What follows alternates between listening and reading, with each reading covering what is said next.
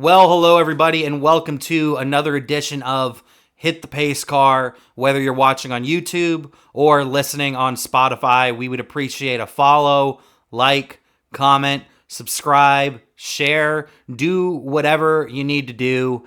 And as every week here on Hit the Pacecar, I'm actually joined by both Pacecar boys this week. I'm joined by Tyler and Cory. Tyler, how are we doing here today? Doing good, man. Getting through this week. Heading towards Kansas. Looking good this week. Yeah, I'm looking forward to Kansas this weekend. I think Kansas always puts on some really good racing, some multi-groove racing. We got comers and goers. Usually get these long green flag runs, and of course we'll talk a little bit more about Kansas a bit later. But Cory, how are we doing today? You have a big game upcoming. You're ready for the big Suns game tonight. Play-in tournament. How are we feeling? Feeling good. Feel good about the Suns tonight, and then excited for Kansas this weekend. Got one of the best races of the year coming up. Yeah, for sure. I'm always a big fan of when we go to Kansas. Just great racing, and it tends to produce some pretty entertaining finishes every time we go to Kansas. We always see the replay from Larson and Buescher and their amazing finish a couple of years ago. But I feel like every time we go there, there's a crazy finish. Just last time in the fall, it looked like Bubba Wallace was going to win, and he got sent by. Well, I'm wearing all my Denny Hamlin gear. Got sent by Denny Hamlin, and they almost wrecked each other. And then Chase Elliott just scoots on by to get to victory lane. So we always have these entertaining finishes at Kansas, and I think we probably will get another one this weekend for the Cup Series. And honestly, NASCAR kind of needs it because these last couple of weeks have put on some weak racing, I would say, for sure. And let's start with the Truck Series on this discussion. The Truck Series race, honestly, I was a little disappointed in the race. And we'll talk about Eckes and we'll talk about Heim and Christopher Bell getting the win here in a second.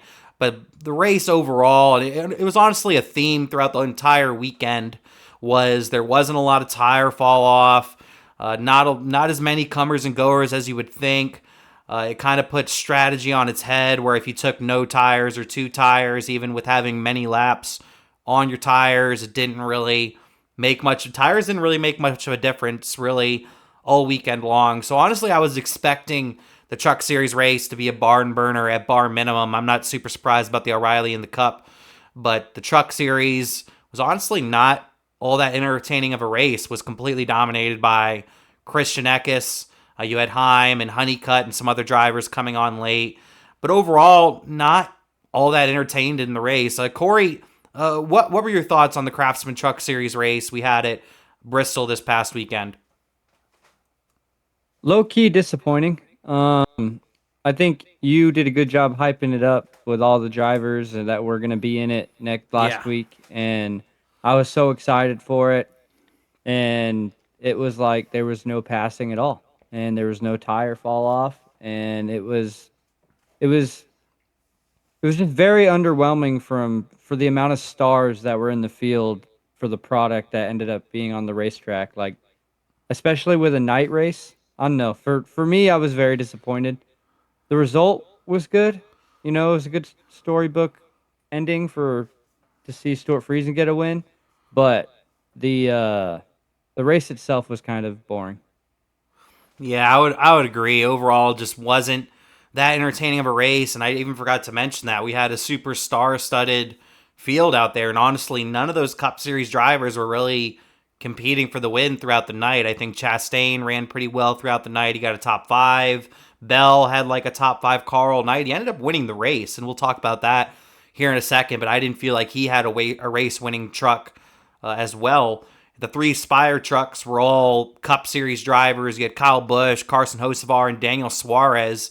And honestly, all three of them weren't very competitive all night long. I think Spire just completely missed on the setup. Hocevar and Rowdy were able to sneak in a top 10 at the end. And I think Suarez got like 15th or 16th, something like that. But they didn't look all that competitive.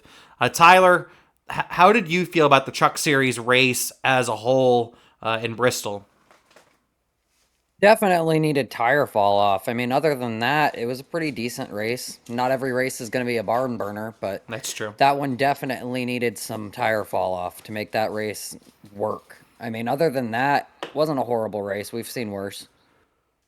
I think one of the reasons why I'm probably so disappointed with the race is what I was just mentioning. I was expecting a barn burner with how packed the field was. It's the truck series at Bristol, under the lights, sparks flying. There was really only sparks flying in an entertaining way one time, and I was honestly pretty pissed off when that happened. And we'll talk about that here in a second.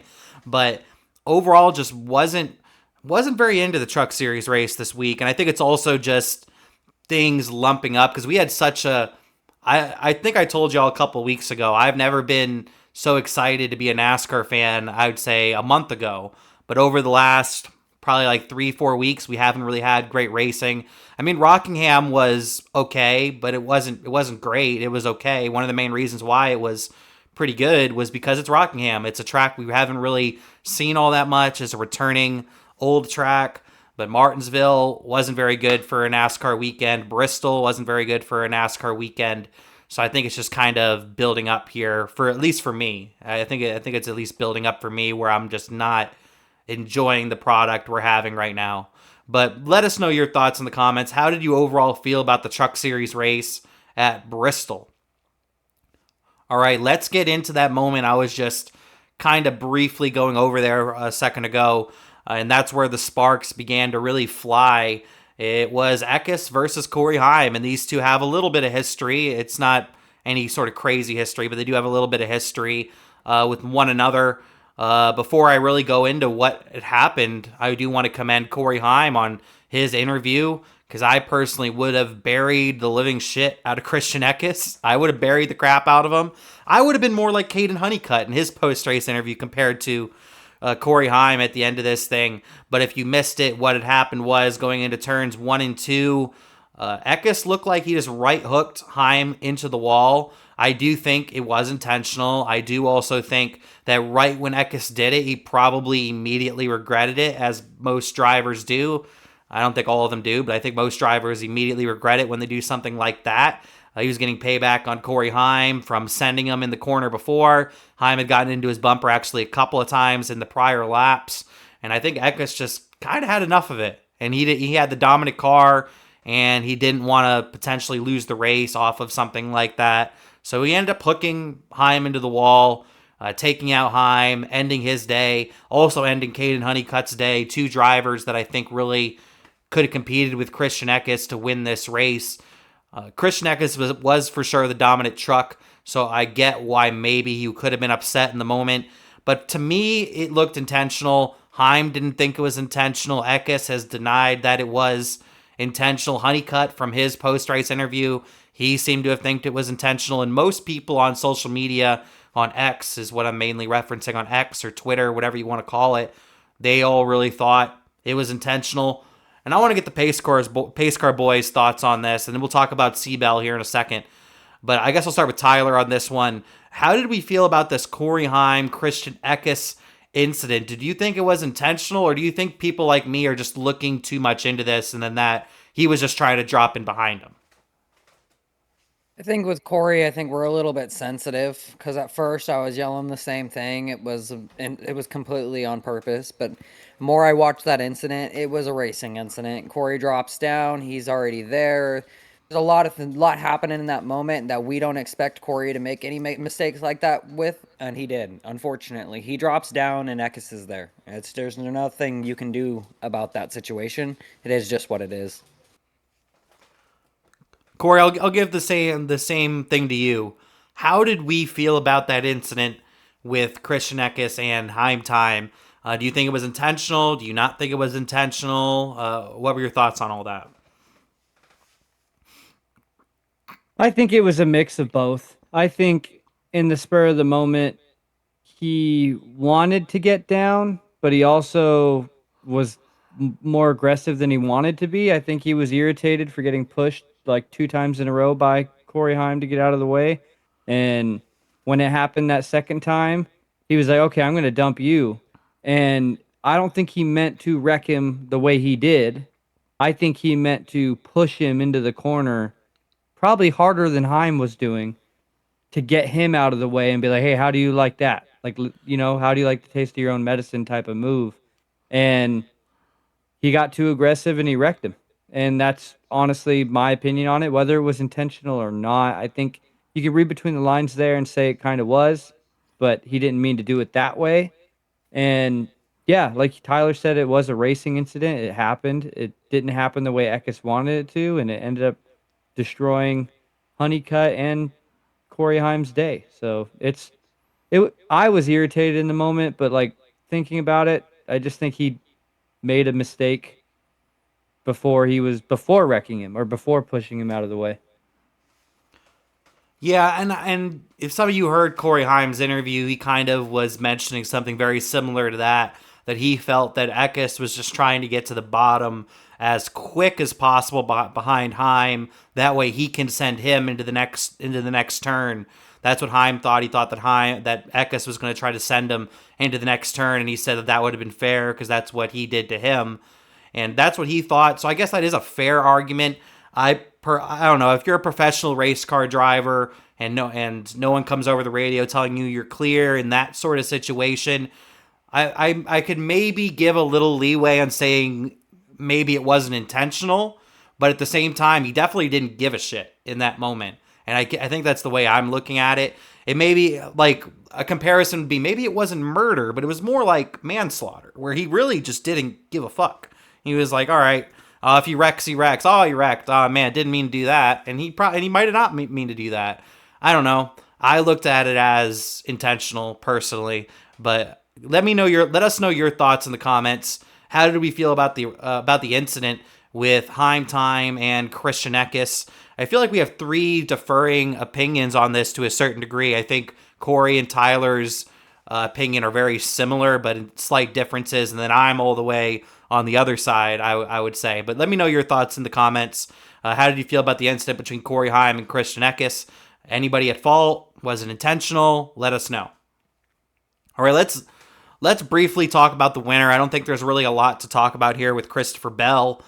Christopher Bell honestly wasn't, in my opinion, I don't even know if he had really a top 3 truck. I'd say he had a top 5 truck, but because of what happened with Eckes and Heim and Honeycutt, I really think that opened up the door for someone like Christopher Bell to get to victory lane, and he's a pro, and he's a great driver. He's really great at Bristol, and just really made it happen. Who was going to pick up the pieces at the end of this race? It ended up being Christopher Bell, and I'm happy for Bell. Bell hasn't won a truck race, and I think they said 7 years since 2018. He hasn't won a truck series race, so I guess it's almost 8 years at this point, it being early on in the season. So it was good to see him, I guess, get to victory lane. I like Christopher Bell, but I was mainly happy just for that race team getting to victory lane the first time. The 62 truck in particular has gone to victory lane for Stewart Friesen. I'm a big fan of Stewie. He's a racer's racer, talking about Stewart Friesen. He's thought about hanging it up and stuff like that. And Stewart also ran pretty well at Bristol as well.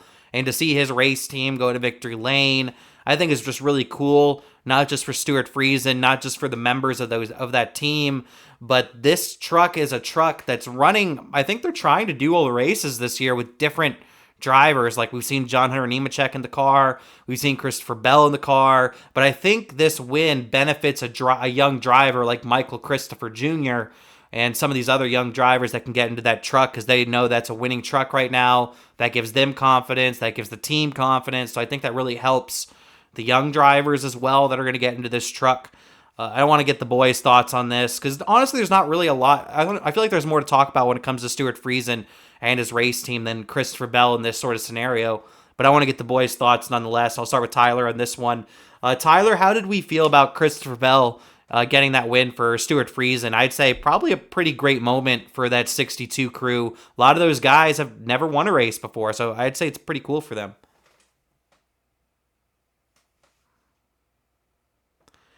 We caught him in the sneeze. We caught him in the sneeze. That was hilarious. That's a blooper. For sure. So for sure, Christopher winning was cool. We like seeing Christopher Bell win, but at the end of the day, Stewart Friesen's team getting the win is actually what matters. I mean, I think it's super cool that he was able to get Christopher Bell in that truck because anybody else, I don't think, would have made that truck work as well as it did. I know it's been a long time since Christopher's been in the Truck Series, so it's not guaranteed that he goes out there and kills it, but he's a damn good driver no matter what he's driving, right? So they're at the end of the day, that's a pretty good bet that if you put him in that truck, you're at least looking for a top 10. I don't think they knew they were going to get a win, though. Watching that team celebrate was pretty freaking cool. The emotion on the pit crew, the emotion on the owners, everybody involved was very cool to see. Yeah, one thing that I really liked, because his crew chief that was on top of the box for that race was actually the same crew chief that he had when he was truck racing. And you could hear over the radio his old crew chief getting emotional. You can hear the spotter getting emotional on the radio. It was because a lot of these guys, like Christopher Bell, has won dozens and dozens of races throughout the 3 NASCAR National Series. But like I said, a lot of these guys have either never won or they haven't won in a long time. Like probably his crew chief was beginning to think, am I ever going to experience a victory ever again?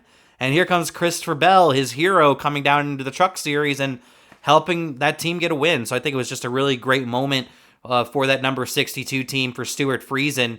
And I want to ask you the same thing, Cory. How did we feel about this win with Christopher Bell and that whole entire number 62 team? It was awesome. I think it's going to be hard to say it any better than the way Tyler said it, because that's what Friday night came down to, was watching that team celebrate. Like, did Christopher Bell deserve to win? Probably not. But the circumstances fell the way they fell, and Christopher Bell took advantage of it.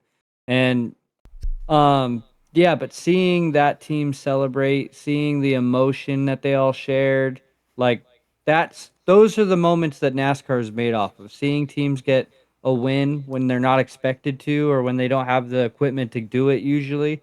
Like, that's what makes NASCAR NASCAR. Like, seeing the underdogs get a win is what this sport's about. So it was just a really cool moment. Yeah, it was a really cool moment for Stuart Friesen and that whole entire 62 bunch. But let us know your thoughts in the comments. How did you feel about Christopher Bell getting back to victory lane in the Truck Series and doing it with Stuart Friesen and the number 62 team over there in the Truck Series? All right, let's move on to the O'Reilly Auto Parts Series at Bristol Motor Speedway. And I felt very similar about this race as I did about the Truck Series race. I would say I wasn't quite as disappointed, probably because of the differing entry lists, I would say. But overall, I would probably give this race, I'd say this race was a little bit better than the Truck Series race. I would probably give it that little bit of an edge. But once again, we didn't really see any tire fall off.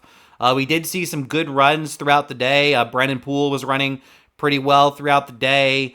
Corey Day, how many top 10s in a row is that for Corey Day? Like 6 now or 7, something like that? Like, he's doing fantastic. I know Corey's probably going to talk about Retzloff. Retzloff had a great day as well. He's still in the chase picture. I think he's 9th in points right now. So we had some good runs throughout the day for sure as well. But overall, just wasn't that into the race. And no one really could hold a candle to Kyle Larson all day up until the very end of this race. And we'll talk about that in a second. But it was just the Kyle Larson show, and it was just a battle for second pretty much all day long. And I guess we'll start with the Larson fan on this one. Cory, how did we overall feel about the O'Reilly series over at Bristol this past weekend? I think it was a pretty good race. I think the only problem with the race was Kyle Larson dominated it, so it kind of made it not as entertaining for the fans. But second on back and the whole track, there was passing. It's just, when there's a 4-second lead, it's kind of boring in a way, because the outcome looks determined already. But I think the race was the best of the weekend. That's not saying too much. But yeah, no, I mean, it's also awesome to see how consistent some of these new drivers are being. Like you said, Corey Day. We got Parker Retzloff with another top 10, finishing 9th. You got, I think Ryan Sieg was doing pretty well, finished 11th. Like, you had a lot of, Brent Cruz had a great day. You had a lot of drivers up there that you don't normally see. And, well, at least now this year we're seeing more normally, which is awesome. And, but yeah, I think honestly the race was pretty good. It's just that, even as a Larson fan, that race was a little boring because Larson dominated the majority of it, and no one could hang with him until the cautions fell. They did the way they did, and the tire fall off. That was awful. Yeah, I definitely think Larson dominating as much as he did definitely played into it not being the greatest race for sure. But even if Larson didn't dominate, I would still say it was a pretty good. It wasn't a bad race. I'd say it was okay. It was an okay race. It was definitely the best race of the weekend. There's definitely more passing in this race compared to a lot of the other races. But like you just mentioned, Cory, once again, just not a lot of tire fall off. I try to give credit when it's due to Goodyear, but I'm also going to be honest with Goodyear sometimes too. And I know they put in a lot of effort for this weekend at Bristol. I know they thought the tires that they were bringing this weekend were going to be really good and soft and have a lot of fall off, but it just didn't. And there's not a lot of tire fall off in any of these races, unfortunately. And that was probably the story of the weekend for me was Goodyear and the non-tire fall off. If I had to say the story of the weekend for me, Tyler, how did we overall feel about this O'Reilly Series race? We'll talk about Larson and Brent Cruz and Zilisch getting this win here in a second. But overall, how did you think about this O'Reilly Series race? I mean, it definitely reminds you very quickly on why NASCAR didn't want Cup Series drivers in the lower leagues at all. For sure, when you see Larson dominate a race like that. But other than that, I mean, like you guys said, there was no tire fall off. There was nothing that made, unfortunately, there's nothing that made the race just a little bit edgy or anything like that. It was a very long, long night of merry-go-round, unfortunately. We love Goodyear. We love what they're putting into it. We love that they're changing it up all the time and doing what they need to do. Unfortunately, this time it just did not work.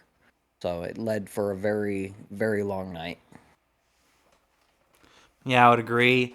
I would say that it was the best race of the weekend, but like Cory said, I don't think it really says much because I don't think any of the races were all that good. I think each race had a couple of moments here and there, had some decent racing here and there, but it's Bristol. It's Bristol. I expect so much out of Bristol. It's one of the best racetracks on the schedule, in my opinion. It's one of my favorite racetracks on the schedule. And at this point, I'm thinking about it maybe losing a date, personally. That's just me. I don't know if they're thinking that too. But overall, just wasn't that entertained into the O'Reilly Series race. And it seems like none of us were overall thrilled with the O'Reilly Series race, but I don't think any of us really hated the O'Reilly Series race either. But let us know your thoughts in the comments. How did you feel about the O'Reilly Auto Parts Series race at Bristol Motor Speedway? All right. Let's get into really our only big talking point, I would say, from this race. I've kind of combined a couple of things. Kyle Larson completely dominated this event, just kicked all sorts of ass all day long. And up until the very end of this race, I think some drivers and teams began to figure it out a little bit more. We, of course, had some strategy calls at the end of this race, which definitely played a factor into our finish. But the future came on late. You had Brent Cruz, who got loose and smacked the wall twice. Maybe if he doesn't smack the wall twice, maybe he gets his first career win. Would have probably been pretty cool because him and Connor Zilisch have been racing together for a long time, and they consider themselves really, really good friends. And Brent Cruz, once again, not able to get his first career win. And then Connor Zilisch does get a victory. And I do have like a little straggler question, I guess, for the boys after this first one. But I want to get the boys' thoughts on this. I guess we'll start with Cory on this one. How did we overall feel how this race finished out? Larson, completely dominant, kind of ended up being on the wrong strategy at the end of this thing and had to compete with Brent Cruz and Connor Zilisch, the futures of the sport. And Zilisch ends up stealing a victory. How did we feel about the end of this race, Cory? It's hard to say because in my mind, like Larson should have won that race, and Probably, the yes. strategy call he made should have been the right call. I agree. But because there was no tire wear at all, you had 100-lap fresher tires not able to pass Connor Zilisch for what, 15 laps? Yeah. And he wasn't even close. He made one mistake and wasn't even close. And that's the part that's disappointing. I like Connor Zilisch. I'm happy he won. I think with the way his Cup Series is starting this year that he needed a little boost of confidence.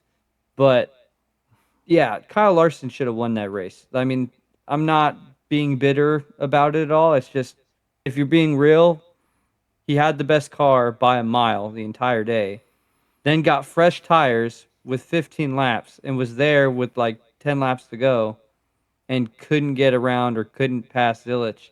And I don't know, it's disappointing with that there was no tire fall off, but the race itself, Connor getting a win, like, I'm happy with that. But as a whole, grading the race, it was a little disappointing, but bittersweet, I guess.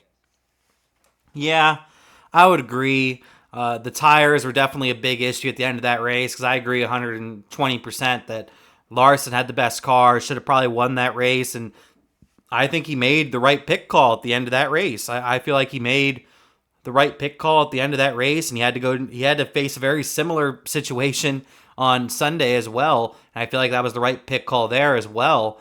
But it's just the tires. There's not really any tire fall off right now for this. Not right now, but for this past weekend in Bristol, I should say, just wasn't a lot of tire fall off. And Connor Zilisch and Rodney Childers, Rodney's first win with Junior Motorsports, by the way, too. So congratulations to Rodney. But just ended up not working out. It was overall an entertaining finish, but if you're looking at it through a lens of a casual, it's a very entertaining finish. But if you're looking at it through the lens of like a big time NASCAR fan like one of us, we're like, yeah, it was entertaining, but it probably should have just been Larson driving away. That's probably what the finish should have been, with how fast he was. If tires fell off even normal compared to, because there just was no tire fall off, and that just really ended up playing a big factor into the finish of this race. Tyler, how did we overall feel about the finish of this O'Reilly Series race? Larson loses it late, and Connor Zilisch gets his victory lane. Like you guys said, Larson definitely probably should have won that race. Like, let's be real. At the end of the day, if the tires should have done what they should have done, then Larson would have won that race. But he didn't. Connor won it, and Connor needed that because for some reason Connor is down in the dumps on himself hard after this last couple starts in the Cup Series, which is sad. He should not be. He's still one of the best to do it. Trackhouse is out there screwing him, so I don't know why he's getting so hard on himself, but that's for other times. But it was good to see Connor get in victory lane. It was good to see Junior Motorsports win another one. I mean, I think they've won them all at this point, so. Pretty much.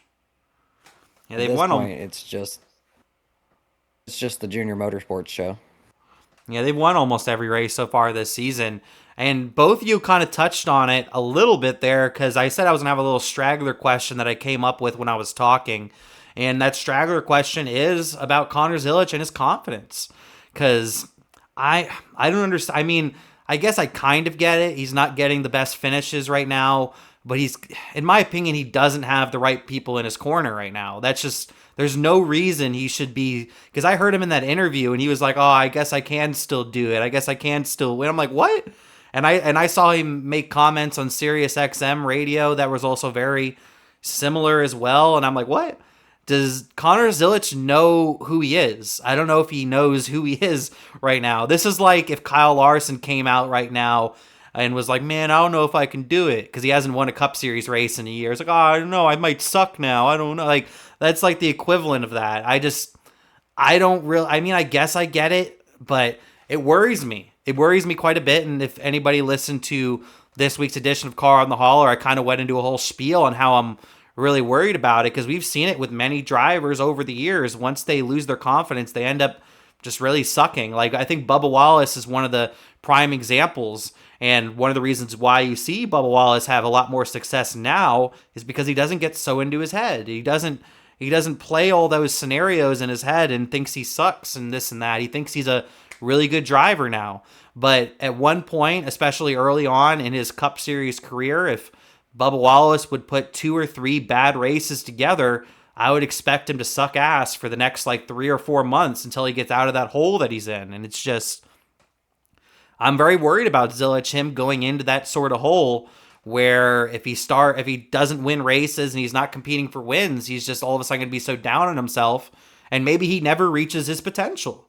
Like that, I think that's a legitimate possibility, and we've seen, and I feel like that's why so many drivers over the years have ended up being busts in our sport, because they were built up so high, and then when they get to the Cup Series, they struggle and they fizzle out. Like Reed Sorensen's a great example. J.J. Yaley, great example. Casey Mears, great example. Ty Gibbs, up until this season, a great example. You know, we see these young drivers come up through the ranks so fast, and once they begin to struggle and they're not winning, a lot of them end up being really down on themselves. And I just really feel like Zilisch needs to have the right people in his corner, because there's no reason he should be so down on himself right now. Like Trackhouse is struggling as a whole right now.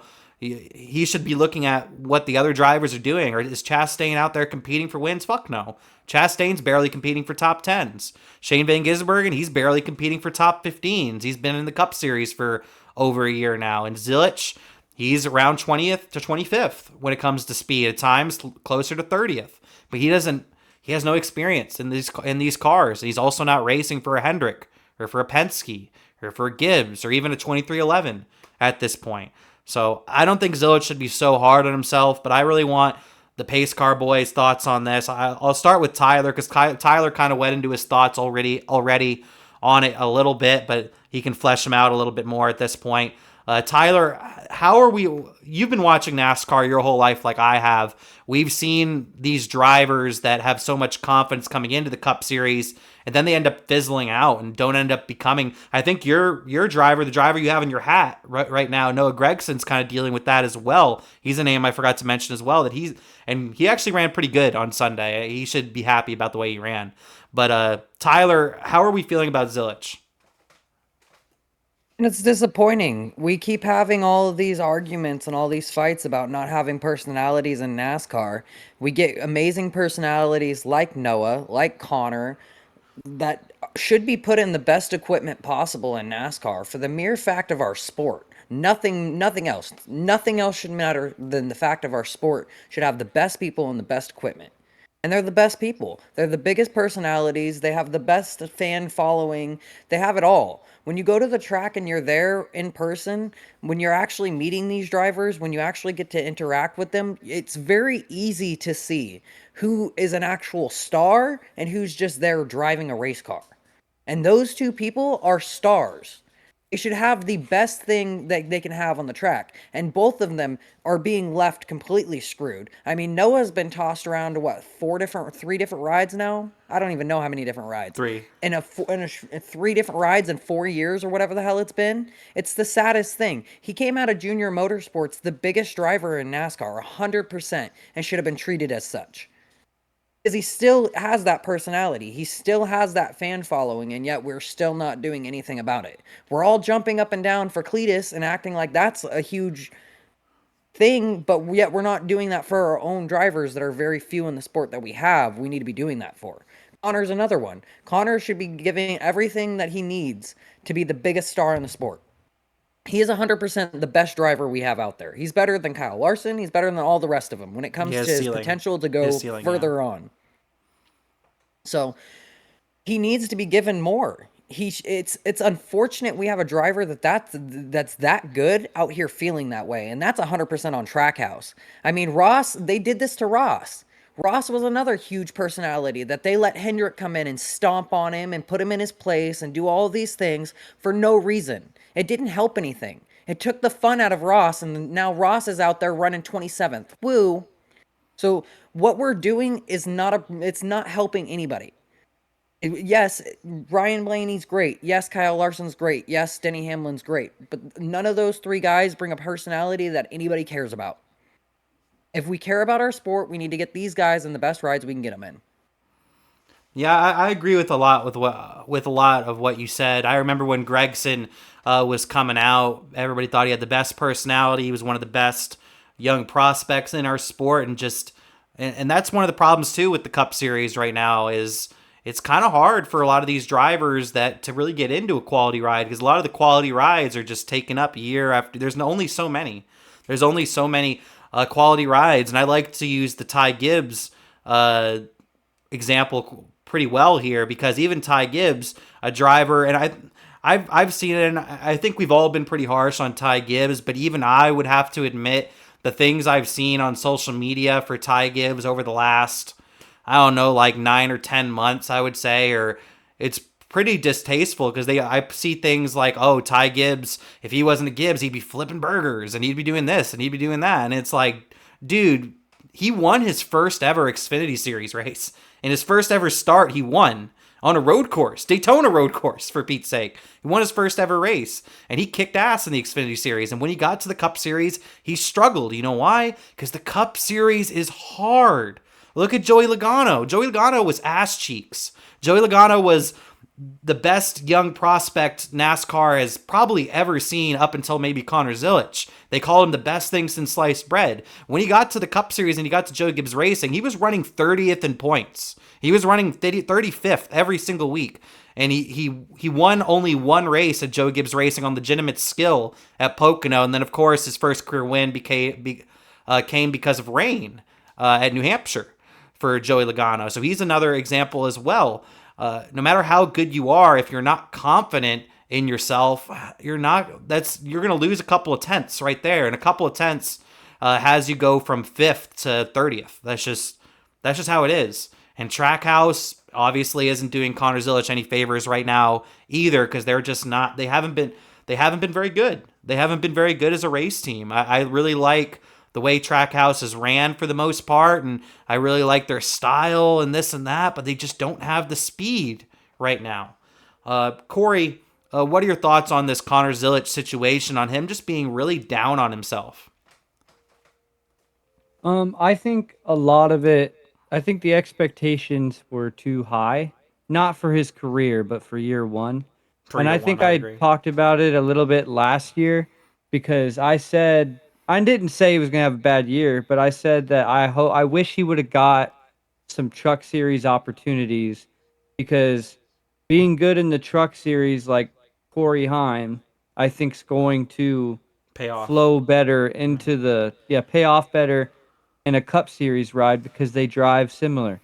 Versus the Xfinity car, the O'Reilly car is in its own different world. It's the most fun to watch, and it's also way different than Sunday, which is why Sunday's sometimes very hard to watch. And him having zero truck experience and then jumping into the Cup ride kind of capped his potential this year, just because it's going to be a learning experience at short tracks, at mile and a halves, at super speedways. He's going to have to learn the car.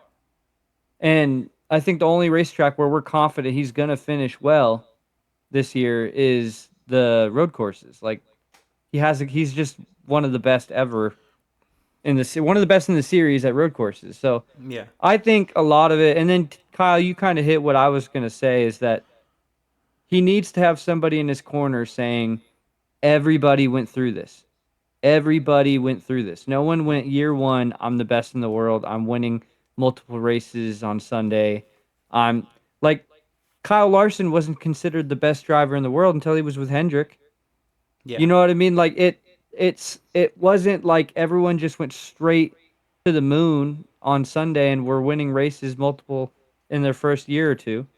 So I think a lot of it's the fans and us knowing his talent, that we just need to temper expectations and then see him get a top 15 where he deserves it, running it good at Kansas, then a top 10, then a top 5. Do what Ty Gibbs did.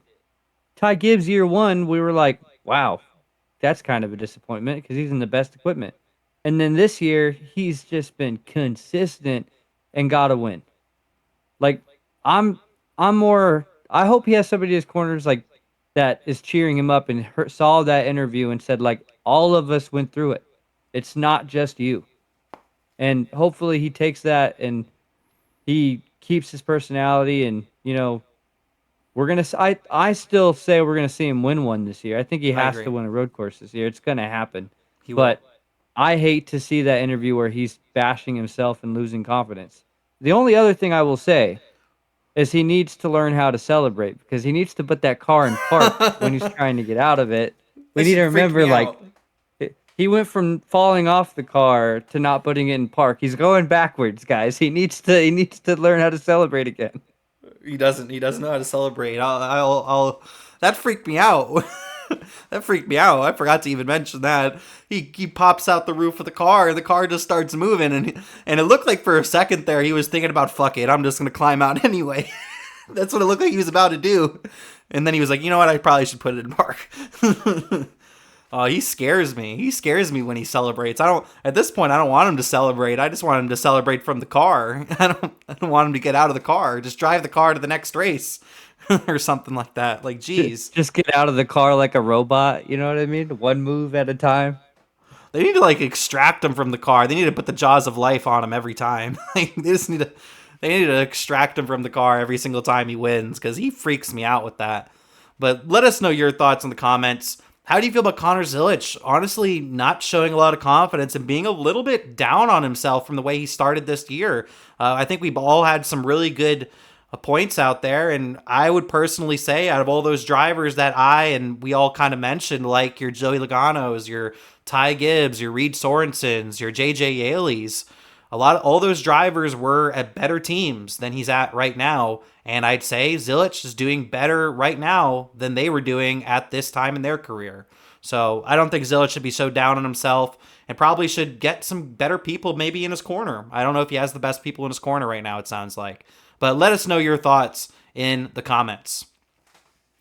All right, let's get to the NASCAR Cup Series, the Food City 500. And once again, Larson really dominated this race, and we'll talk about Larson here in a second.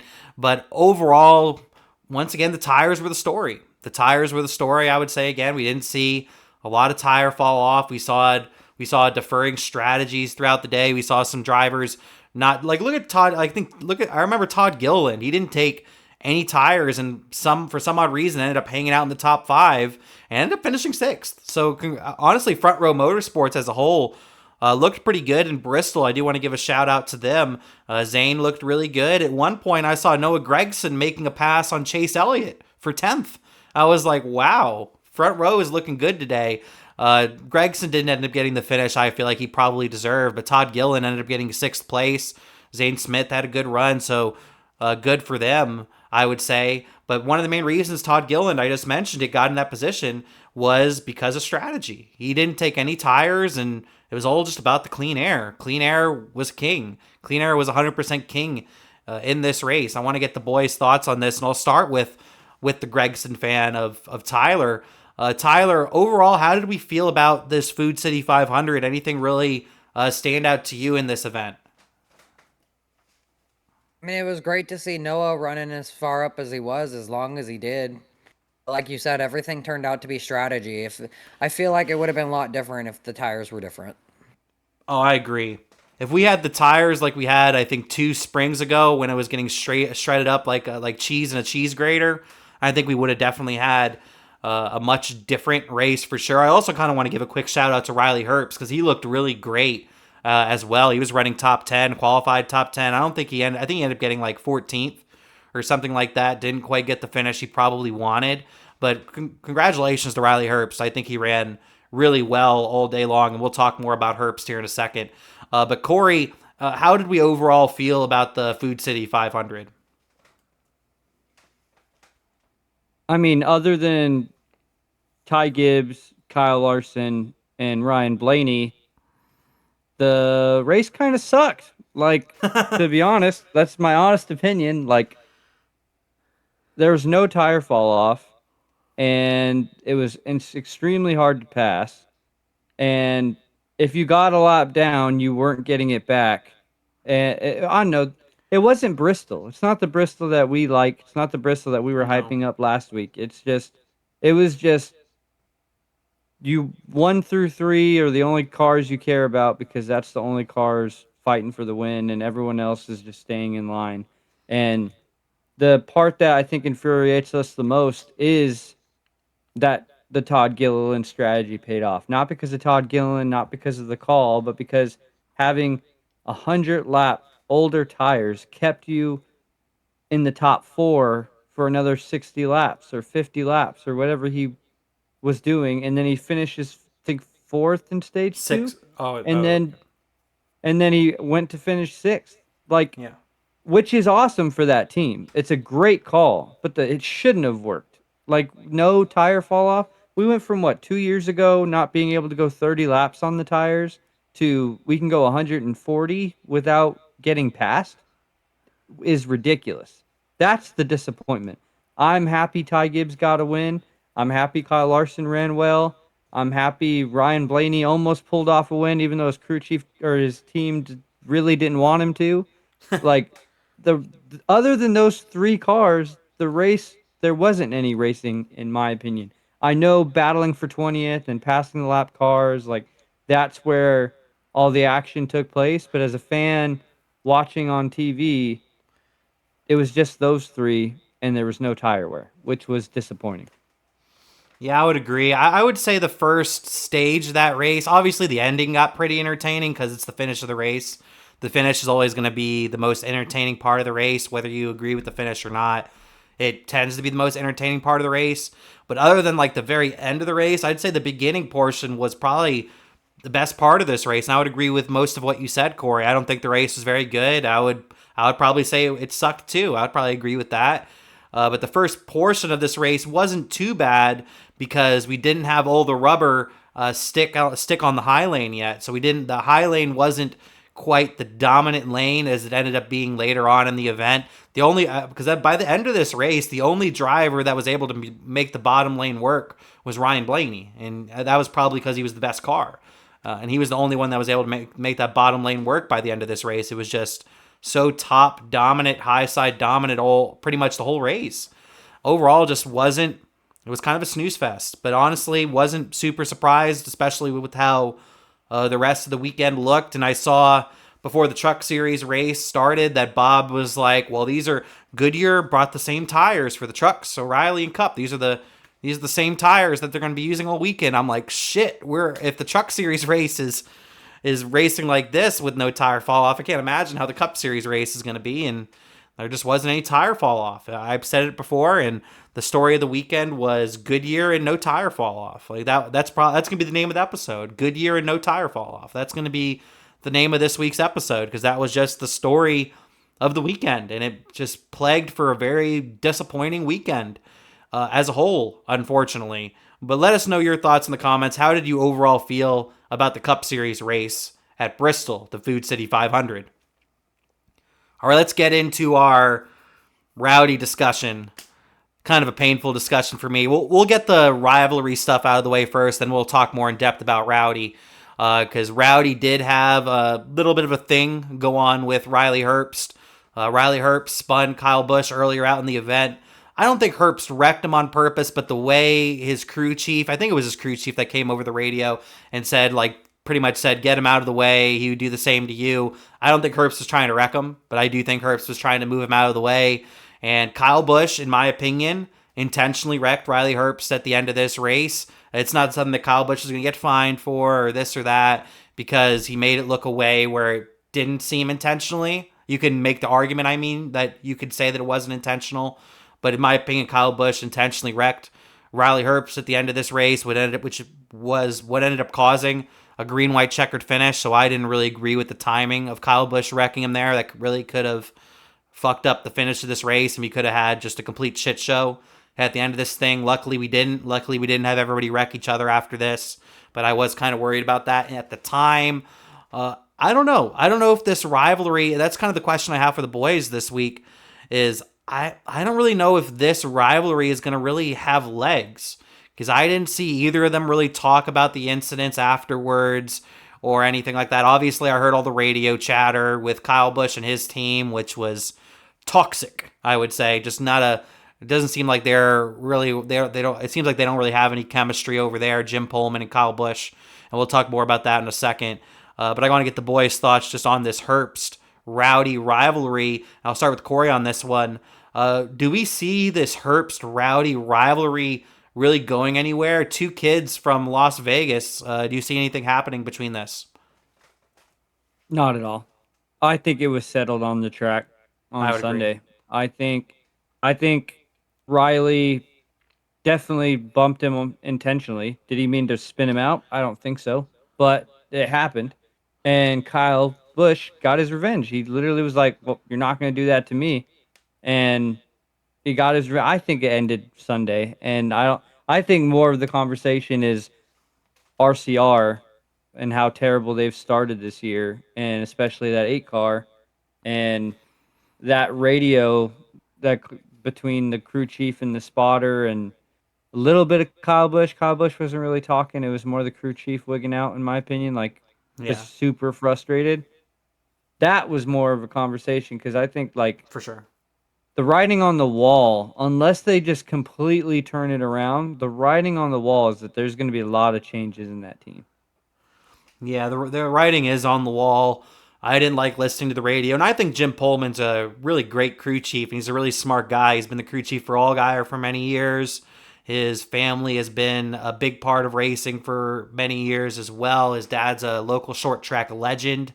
So I definitely was upset about hearing the radio, and Kyle Busch, I think, was just doing the silent treatment at that point. But when it comes to the Herbst Rowdy situation, I would 100% agree with everything that you said. I think this rivalry was left on the racetrack. I feel like it was decided on the racetrack on what we're going to see in the future. I don't think we're going to see Riley Herbst pay back Kyle Busch again. I don't think this is going to get taken into the next week personally. But I'll ask Tyler's thoughts on this. We'll talk more about our thoughts on Rowdy and how his career is going and how his season is going right now. But how did we feel about the incident between Kyle Busch and Riley Herbst? And do we think that this rivalry has some legs? Do we see this rivalry maybe taking it in a little bit more or not? No, I don't. I wouldn't call that a rivalry. I'd call that a homeboy found out that Kyle Busch is still Kyle Busch very Rowdy's quickly. revenge. Kyle Busch is still Kyle Busch. They may have him in a shit car right now, but he is still Rowdy, and he always will be. So no, I think that was a one-time move, and he won't do that again. Yeah, I would agree. I don't think we're going to see anything come out of this because Kyle Busch is, first of all, not someone you want to mess with. And I also don't see Riley Herbst as the type going out of his way to like pay someone back. I really don't see Riley Herbst as that type of driver, especially him being I'd say he's one of the more well-mannered young drivers out there, I would say. He's just not as fast as some of these other guys, but I do think that he tends to keep his car clean and he doesn't like to be the story. He likes to just kind of run around out there and just pretend like nobody knows that he's out there, and sometimes that's a good way to approach things. And I think that's probably a good move on Riley Herbst's part. So I think we're all in agreement here. We don't see this rivalry of Rowdy and Riley Herbst lasting any more time than it already has. But let us know your thoughts in the comments. How did you feel about the incidents with Rowdy and Riley Herbst? And do we think this rivalry has legs? Let us know in the comments. For the second part of this, we do have to talk about Rowdy because he's been a big talking point, I'd say, all season long. But I think this week it's became even louder than it has in past weeks, mainly because I think of the incidents with Riley Herbst. I think that just put more eyes on what Kyle Busch was doing in the race. And it's no secret Kyle Busch is struggling. It's no secret Richard Childress Racing is struggling. It's just not looking good over there right now at all. I kind of went into maybe a 10 or 12 minute spiel on my most recent version of Car on the Hauler, my post-race show on my YouTube channel. You should probably check that out as well to get even more of my thoughts being a Rowdy fan on this whole situation. But like I mentioned with Jim Pullman before, I do think Jim Pullman's a fantastic crew chief. He's done great work for Junior Motorsports and Justin Allgaier for many years. His family has been ingrained with racing for many times. For a long time, I should say. His dad's a local short track legend. I was very excited on these two working together, but these two have absolutely zero chemistry with one another. They have no chemistry whatsoever with one another. Kyle Busch is just not really.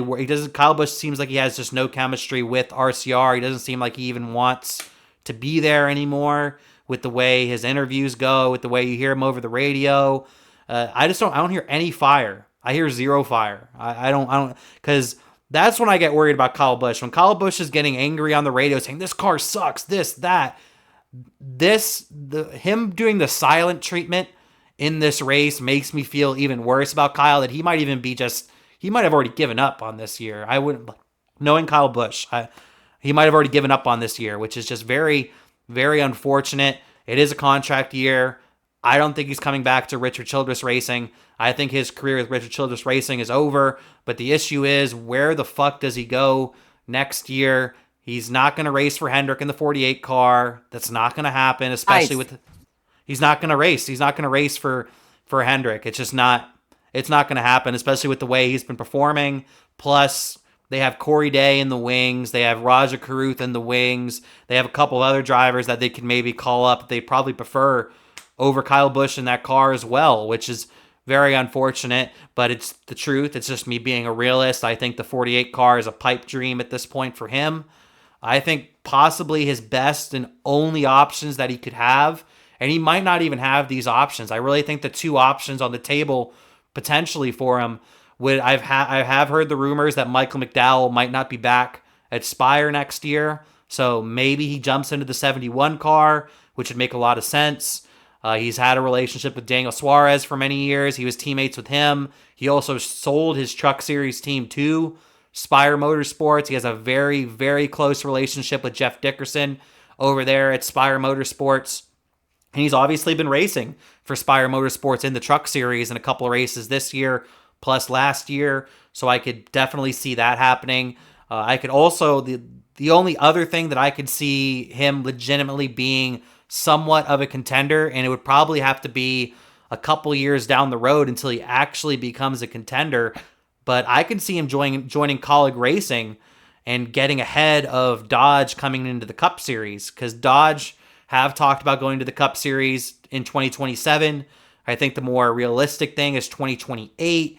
But maybe if Kyle Busch would sign to Kaulig Racing, I would assume Dodge would really want Kyle Busch, mainly because Kyle Busch was the first Cup Series driver to win with Toyota, and he was a big part in building up that program that first year at Motorsports, at Joe Gibbs Racing. He won like 8 races or something like that, 9 races, some insane number in 2008 in his first season over at Joe Gibbs Racing, and just really put Toyota on the map.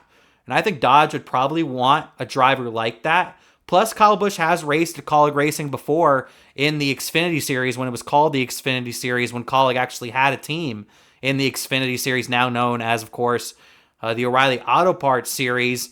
I think him and AJ are probably pretty good friends as well, and I think he probably gets along with a lot of the people over there. So I would say those are probably his only two options after this year.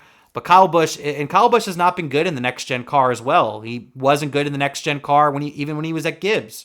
He's just never really understood the next-gen car. It's just been a real difficult transition for him, very similar to Chase Elliott. But I think over the last year and a half, Chase Elliott has finally figured out the next-gen car, and you see him running top 5, top 10 every week at this point, while Kyle Busch is lucky to get a top 20 right now.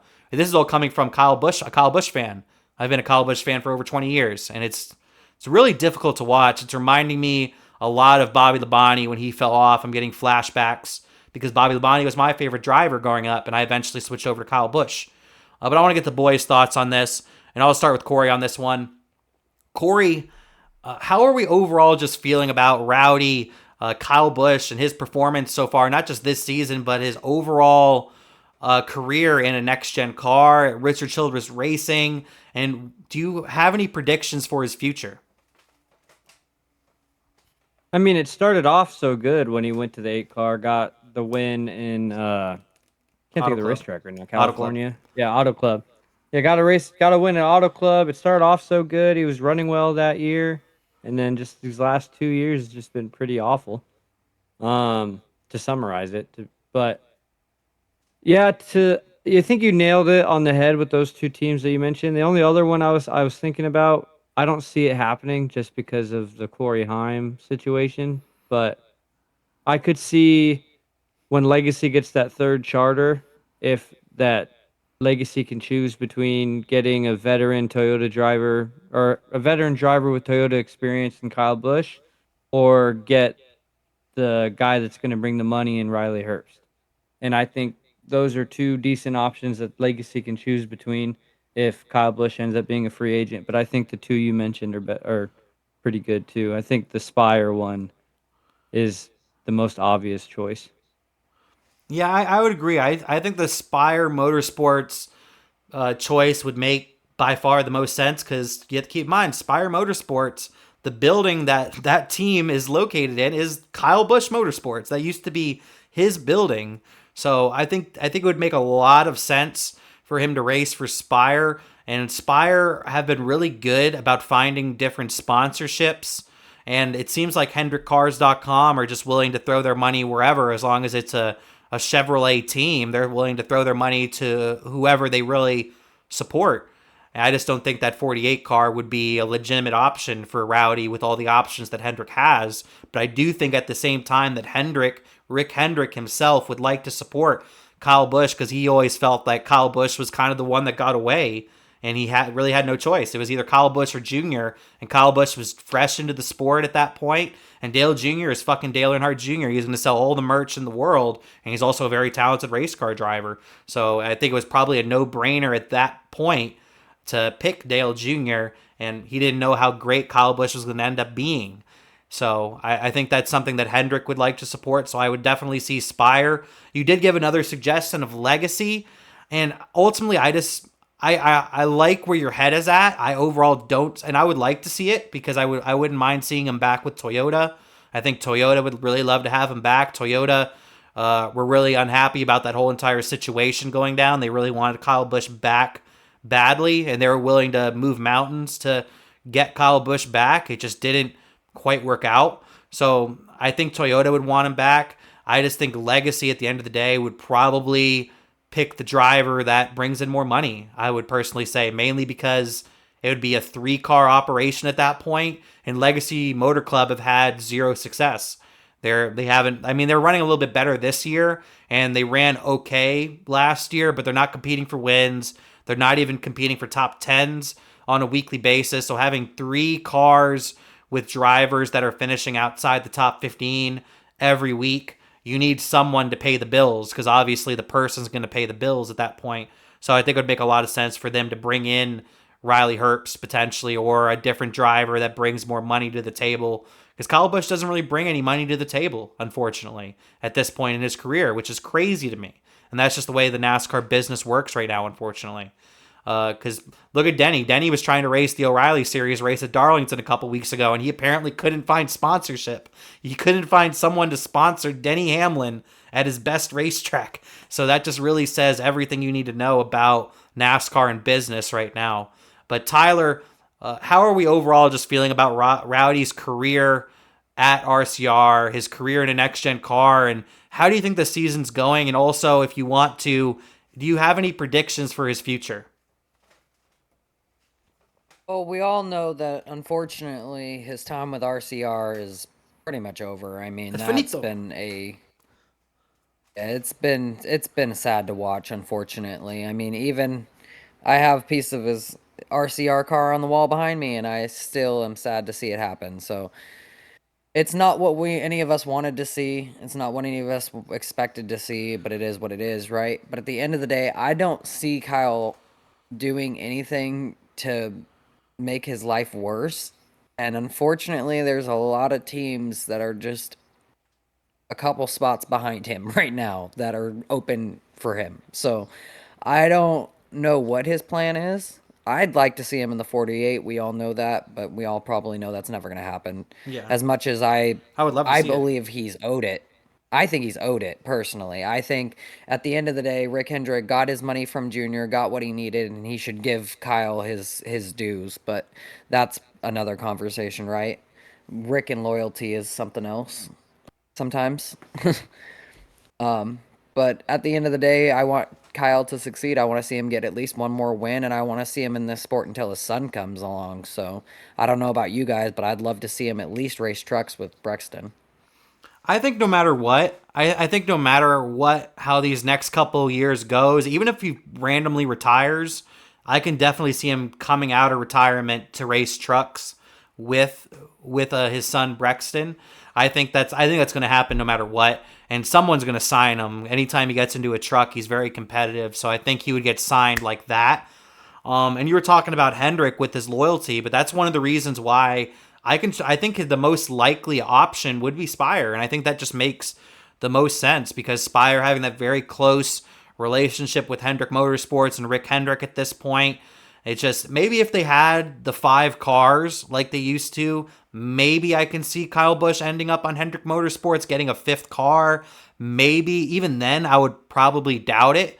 But with how many young prospects that Hendrick have in their line of drivers, like Corey Day is at this point, I'd say Corey Day is probably going to race that car next year with just how well he's doing. He's kind of earning it at this point with how well he's doing in the O'Reilly series, and clearly his ceiling is extremely high. But if Kyle Busch goes over to that 71 car, I guarantee you're going to see him race a HendrickCars.com car for at least a couple of races throughout the year. Because Rick Hendrick, he loves Kyle. He loves Kyle Busch, and he would love to have Kyle Busch on his team again. It just wouldn't really make much sense at this point. Maybe if he never went to RCR and just stayed at Gibbs or something like that, I could maybe see that happening. And maybe 2 years ago when he got 3 wins, I could have maybe seen that happen. Heck, I was the one predicting that would happen 2 years ago. But at this point, he hasn't won in 2 years. And at this point, Austin Dillon's honestly been the best driver at that team this year. And that's coming from a Kyle Busch fan. Austin Dillon's outperformed Kyle Busch this year, in my opinion. I don't know how the points have looked. I don't know how the points are looking right now. But from me from the eye test, Austin Dillon's been the best driver at Richard Childress Racing this year. And that says a lot. I think Austin Dillon's a decent driver, but he ain't no Kyle Busch. That really just says how much Kyle Busch is struggling. And at this point, I think his head is just completely out of it. Because like I said earlier, if Kyle Busch is screaming and yelling on the radio, he's obviously upset and he's obviously pissed off, but clearly his head is still in it. The fact that Jim Pullman is going off on the radio and Kyle Busch is dead silent, that tells me Kyle Busch is already done. He's already checked out. That's just my opinion. I've watched Kyle Busch my whole entire life. I've never heard Kyle Busch so silent. He's quiet. Even when he's complaining at this point, he's not yelling. He's like, the car just sucks. He's under his breath almost. He's just so distraught and he's just so demotivated, I would say. I think that's probably the best way to describe it. He's demotivated as a driver at RCR in the number 8 car, and it's really tough to see. But let us know your thoughts in the comments. How do you feel about Kyle Busch, his career at RCR, his career in a next-gen car, and where does his career go from here? I really like what we came up with here with Spire, with Colleague, with Legacy as a potential as well. Let us know your thoughts, or maybe he retires. At this point, I wouldn't even be surprised about that. But let us know your thoughts in the comments. All right, let's get to our 2 dominant drivers of the day. They both led a bunch of laps. Kyle Larson led, I think, over 250 laps or 230 laps, something like that. He led a whole bunch of laps in this race. You had Ryan Blaney lead over 150 laps in this race. These 2 were clearly the best cars in the field. I do think Ryan Blaney was the better out of the 2, but Ryan Blaney's pit crew is complete booty cheeks. I don't know why they're so ass. It's a Penske pit crew, and they continuously prove every single week how bad they are. And at this point, I don't know what's going on with that crew. I don't know if it's chemistry. I don't know if it's just one guy that's fucking up, or maybe they don't have the chemistry with Ryan. Maybe they're lining up in the wrong spot and Ryan's parking too deep in the pit box or too shallow in the pit box. I don't know what it is, but they're just complete ass as a pit crew right now. Because honestly, if their pit crew wasn't so bad, I think Blaney probably would have led like 400 laps in this race because he was just so freaking good. Larson was obviously amazing as well. Those 2 were the class of the field, but neither of them ended up with the victory, not partially, but mainly due to strategy, I would say, in this thing. And I want to go to Cory on this one because he is the Larson diehard of the situation. Cory, how did we feel about Larson and Blaney having just completely dominating days, but neither of them go to victory lane? I think it's almost the exact opposite of the way I feel about Saturday's race. Ty Gibbs wasn't the third best car in the first stage, slightly got better on the longer run, had a really good car to end stage 2. Then in stage 3, if you were watching him before the caution came out, he was running down Ryan Blaney. So as long as one of those 3 guys won, those were the 3 that should have won. And the strategy call, that's when you make that strategy call. When it's a green white checkered and you know your only chance of winning right now is track position, can I hold them off for just 2 laps at Bristol, 30 seconds? That's when you make that call, and it was the right call. And Ty Gibbs earned his first race, and the emotion afterward, or earned his first win, and the emotion afterwards was awesome. Him celebrating with Grandpa Gibbs, Coach Gibbs, him bringing up his dad, celebrating with his mom, putting his mom in the car, doing a victory lap with his mom, going to victory lane, seeing Denny Hamlin, Chase Briscoe, Daniel Suarez, all just go and celebrate with him. Kyle Larson pushed him after the race.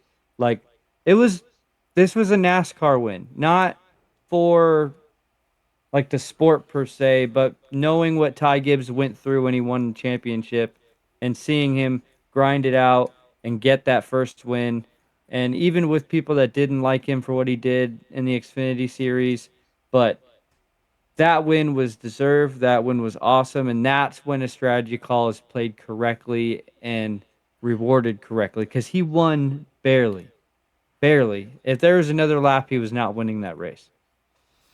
I would like to add a little caveat to what you said, though, Cory, because he did make that strategy call, and I do think it was the right call, but he didn't make it on the green-white checkered. He made it on the caution before that, which was I don't know. It was less than 10 laps to go, so it still wasn't a lot of laps. It was less than 10 laps to go when they got the green. But still, nonetheless, I think it was the correct call by Ty Gibbs. And I felt similar to you. I think Ty Gibbs was maybe a top 5, definitely a top 10 car throughout the day, but he got consistently better. And if you listen to my this week's edition, I should say, of Car on the Hauler, I kind of made a little bit of a debate on. I still think at the end of this race, Ryan Blaney was the best car, but I think it was debatable on who the second best car was between Ty Gibbs and Kyle Larson. I probably would have even given a little bit of an edge to Ty Gibbs because he just seemed to be more successful on the longer runs compared to Larson, or even Blaney for that matter. He might have even been better than Blaney on the longer run in the race, I would say. But Blaney was able to make that bottom lane work better than anybody all day. He was really good. He was extremely strong on the short run and the long run. He was just consistently in traffic, not having, I mean, he had overall a decent track position, but with it being so hard to pass and not being a lot of tire fall off, it was kind of hard for him to make passes to get back up to the lead. And when he did have the lead, he just kind of drove away. And Larson kind of did something similar earlier on in the race. But Tyler, we'll talk more about Baby Gibbs here in a second because it was honestly a pretty cool victory, no matter how you feel about Ty Gibbs. How did we feel about Kyle Larson and Ryan Blaney? Seemingly were the dominant cars throughout most of this race, but didn't end up with the victory. Definitely strange that those 2 cars didn't have something to give at the end. I mean, I'm going to chop it up to the rest of the weekend and say again, tire wear. I mean, tires had to have been the number one problem for all of that for all weekend, because that doesn't make any sense to me why one of those 2 boys wasn't able to pull off the win. Yeah, I couldn't agree more. I couldn't agree more, Tyler, because Ty Gibbs was definitely a fast race car, but he was on a lot older tires at the end of that race, and I think for 100% positive he had a top 3 car by the end of this race, but I think there was a debate. If he was second best, you could maybe even debate that he was the best car at the end of this race. I would say he's probably the second best car at the very end of this race, but even that, having that much, I think it was like 40 lap older tires. It wasn't anything insane that it was still a lot of laps, but we've seen more insane things this weekend when it came to tire wear. And it was the right call by Tyler Allen and Ty Gibbs to keep him out on those old tires, and he ended up taking the victory. But I think you definitely have to feel for the Blaney fans and the Larson fans. Blaney only has 1 win on the year. I think there's a big argument to be made that he probably should have more. If we had tire wear in this race, if he had a decent pit crew, Maybe he gets the job done. Kyle Larson, I can't believe that I'm saying this, but Kyle Larson hasn't won a Cup Series race in a year. That's crazy. Kyle Larson hasn't won a Cup Series race in a year and was completely dominant of this race and didn't win either. But let us know your thoughts in the comments. How did you feel about Kyle Larson and Ryan Blaney seemingly having the best cars all day long, but just didn't end up in victory lane at Bristol? All right, let's talk about our big winner, Baby Gibbs, Young Gibbs, Dash from the Incredibles, Ty Gibbs, gets the victory in the Food City 500. I think all of us, me, Cory, and Tyler included, I think all of us have been very harsh on Ty Gibbs when he's done some bad things or when he's not performing the way he should or whatever the case may be. But I was ecstatic at the end of this race personally. I was clapping my hands. I jumped up in the air. I was very happy for Ty Gibbs. I can't help myself, no matter how many bad things, in my opinion, Ty Gibbs has done, and how much he's shown. Sometimes he shows that he's a little prick, and I agree. I agree with all the statements. For sure. But he is, at the end of the day, a Gibbs, and I've been a big fan of Joe Gibbs my whole life. So I'm therefore going to be a big fan of Ty Gibbs. And I do think Ty Gibbs this season, and I think the second half of last year, I would say as well, has really picked up his performance. I think he's gotten a lot more mature behind the wheel, behind a mic as well. I think he's gotten a lot more mature for sure. And we were talking about it a little bit earlier with Connor Zilisch, how he wasn't that confident in himself, that he's struggling, this and that. And Ty Gibbs was completely dominant when he was in the Xfinity Series. I mentioned earlier his first Xfinity Series start, he won on the Daytona Road Course. He won his first ever race in his first race and kicked all sorts of ass coming up through the ranks, whether that was the local divisions, whether that was ARCA, whether that was now the O'Reilly Series, known as the Xfinity Series. He has been probably the best in every series that he's came up through the ranks, and he's really struggled since getting to the NASCAR Cup Series. He was the primary reason why my favorite driver, Kyle Busch, isn't at Joe Gibbs Racing anymore, and he had to move over to RCR. And ever since Ty Gibbs has gotten to that 54, it's been a struggle bus. He's definitely struggled while watching his teammates compete for championships and win a bunch of races. He's been running around 20th for the most part. But this year, every single week at this point, he's running top 5. He's running top 5 throughout the race. He gets the finish. He's doing everything he needs to do. And if you get enough top 5s and up top 3s put together, eventually one of those races are going to fall your way. And that's what happened with Ty Gibbs in this race. It fell his way perfectly. Tyler Allen made the right call. Ty Gibbs with a great post-race. When he was doing his winning interview on the front straightaway, and this is also one of the reasons why I feel like the interview should not be on the front stretch. They should be in victory lane, because I understand why it's on the front straightaway, because we want the fans to see it, this and that, whatever. You want it like the freshest moment. But one of the reasons why it should be done in victory lane, because I feel like when Ty Gibbs hopped out of the car, he still didn't know that he won. I don't know if any of you caught that, but I felt like the way his attitude was, the way he was talking throughout the first 90% of that interview, he was shell-shocked. He still didn't feel like he won the race. He was in disbelief that he had won the race. By the end of that interview, he pretty much grabbed the mic and took over, and you can feel, okay, now he's hyped. And then when he ran over and jumped over the pit wall and jumped right into Coach Gibbs' interview, I think that was freaking awesome. And at that point, you can definitely tell that he was feeling the victory.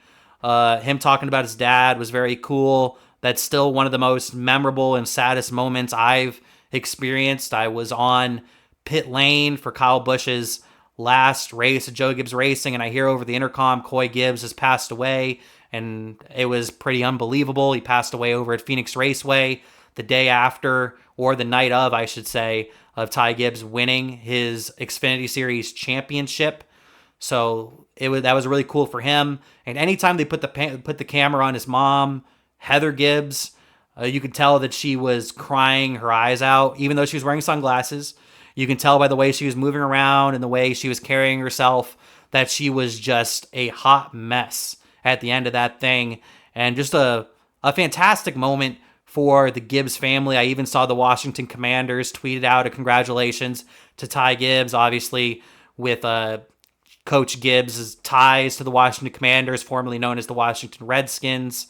That was really cool to see as well. It was really great. It was really great. I grew up watching Coach Gibbs. I grew up hearing about Ty Gibbs and hearing about his family and everything like that. And to finally see him get to victory lane, I think was a very cool moment, not just for me, but I think most of the NASCAR community. And I think Ty Gibbs turned a lot of people around on him. I think he garnered a lot of fans on Sunday personally. Cory, what are your thoughts on Ty Gibbs finally getting his first win? We've all been very harsh on Ty Gibbs in the past. If you had to give your current opinion on Ty Gibbs as not just a race car driver, but maybe even as a person, let me know. What do you think about all this? I think ever since that moment where he lost his father right after winning the championship, I got a little soft spot for him, that I was kind of rooting for him. I wanted to see him come back, one for his dad, one just because to change the narrative. Because, it doesn't matter how big a hole you dig, but you can always get out of it in NASCAR if you play your cards right. And I think he's doing that. I think he's burnt a bunch of bridges with a lot of fans where they're never going to root for him. But I think he's been quiet. He hasn't done anything on the racetrack to where we're like, oh, this brat's at it again. You know what I mean? Like no one's doing that. He's just quietly staying consistent, running his own race. And he did that to start this year. So, and he deserved that win. I picked him to win. I was happy for that. Not for our picks, but the day of, I came out and said, I think he wins today, and he won. And it was deserved, and I think a lot of what makes NASCAR is the celebration after the win. And seeing the raw emotion with his mom, with him, with Coach Gibbs, and just seeing him act like a kid. Like, you know what I mean? Like, we talk about personalities in NASCAR. Ty Gibbs is still a kid. He's the kid of NASCAR. You see him running over the wall, taking over the interview. Like, that stuff was awesome. And then you saw a lot of the drivers were like excited for him. And seeing all those videos come out that NASCAR posted of like everyone going to celebrate with him, like that's awesome. That's one of the best moments of the year. If you like Ty Gibbs or not, it's an awesome moment for the sport. Yeah, that's one thing I did forget to mention. So many drivers at the end of this race, whether it was on the racetrack or on pit road or in victory lane, they came up to congratulate him. And I think that's one thing that made me like him even more by the end of the weekend, because that tells me that he's liked by his peers. That tells me that he's liked in the garage. Because if you don't like the guy, you're not going to go up and congratulate him on his first win. Fuck that. I'm not doing that. I don't like that guy. But that tells me that a lot of his peers that he spends a lot of time with, he spends a lot of time with some of these drivers, that his peers are quite fond of him. And I thought that was really cool. You had Kyle Larson, Daniel Suarez, a whole bunch of different drivers came up and congratulated him after the race, not just Joe Gibbs Racing teammates. It was drivers that weren't with Toyota, that weren't with Joe Gibbs Racing, that were congratulating him. So I thought that was very cool. I mentioned it earlier, but I thought since we are in the topic, I should mention it again. A lot of people on social media have been shitting on Ty Gibbs for years.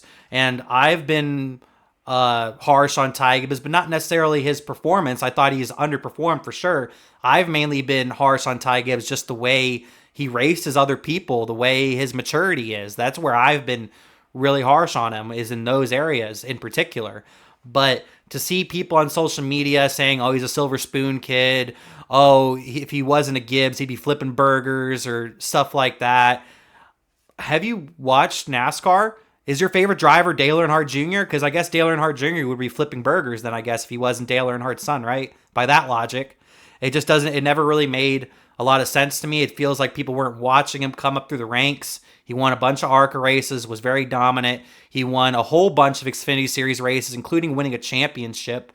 So he clearly had the skill, just didn't quite figure out the car yet, didn't have the confidence that he has now. And I think the floodgates are going to open. I think Ty Gibbs is going to win more races. I think he's going to win at least 3 races this year. I'm going to make that prediction right now. I think he's going to win at bar minimum 3 races this year. So that means he needs to get 2 more wins. I think he's going to do it. But Tyler, what were your thoughts on this whole celebration from Ty Gibbs, Baby Gibbs? I know you've been very harsh on Ty Gibbs. We've all been very harsh on Ty Gibbs. But how did we overall just feel about this moment? And is this, like, they use this term in wrestling. You have your heel turn when a guy turns into a villain. Then you have your baby face turn. Is this Ty Gibbs' baby face turn? I don't know. It's definitely life-changing for him. I mean, a lot like Cory said, for me, I have had my reserves and my opinions on him kind of on hold since his dad passed away. We were all at the track when that happened, and it definitely put us all in a different perspective for him. I mean, to lose a parent is one thing, but he didn't just lose a parent. He lost his dad and then gained an entire company on his shoulders. Yep. So I think everybody forgets that he couldn't not even only celebrate. just drives for no, he not only forget celebrating, but his entire future changed. It no longer became, I get to spend the next 20 years driving a car and only worrying about driving a car.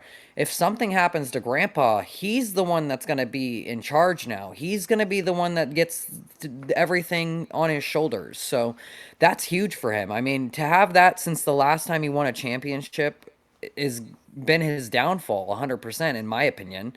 To have that entire weight sitting on his shoulders has got to been hell, absolutely hell for him. So to see him finally get that win and get to celebrate and get to actually enjoy all of that with his mom, his grandpa, and everybody else, it means a lot. And like you just said, everybody forgets that he didn't even get to celebrate that championship. Like that, everything happened so fast that he has not been able to celebrate any of his success since then.